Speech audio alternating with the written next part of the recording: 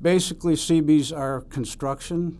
Within that group, they do everything. They heavy equipment operators, surveyors, plumbers, electricians, carpenters, and they form into battalion units that are commanded by the officer corps, our civil engineers.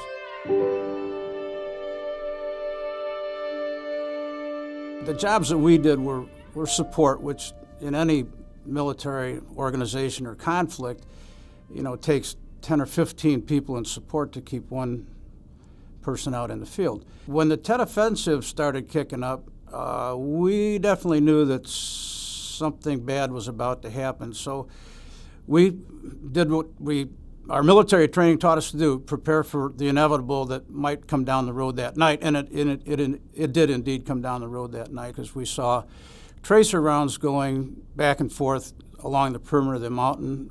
We saw a helicopter take a direct round from some sort of ground action. But then I realized that about 50 to 75 yards behind us, the Marines had set up a perimeter.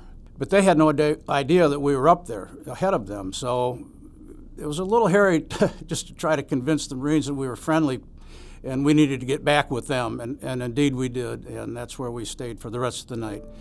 All I can say is it was an experience, and you can only experience war by having boots on the ground. And I'm glad to be able to tell the story.